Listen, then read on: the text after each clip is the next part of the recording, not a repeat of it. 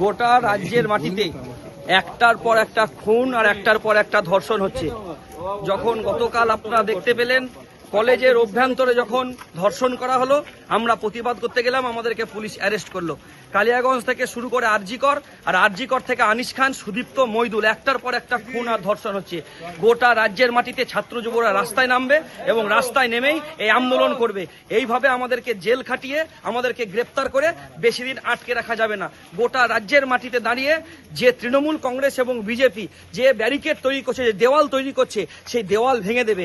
ওরা যে দেওয়ালটা তৈরি করতে চাইছে, যে দেওয়ালটা হচ্ছে বিভাজন তৈরি করতে চাইছে গোটা রাজ্যের মাটিতে, কাজের নামে, ধর্মের নামে যারা বিভাজন করতে চাইছে, সেই জায়গায় দাঁড়িয়ে আমরা গোটা রাজ্যের মানুষের কাছে আহ্বান জানাবো, ছাত্র যুবদের কাছে আহ্বান জানাবো, রাস্তায় নেমে প্রতিরোধের ব্যারিকেড তৈরি করুন আর বিভাজনের ব্যারিকেড ভেঙে দিয়ে কাজের দাবিতে রাস্তায় নেমুন।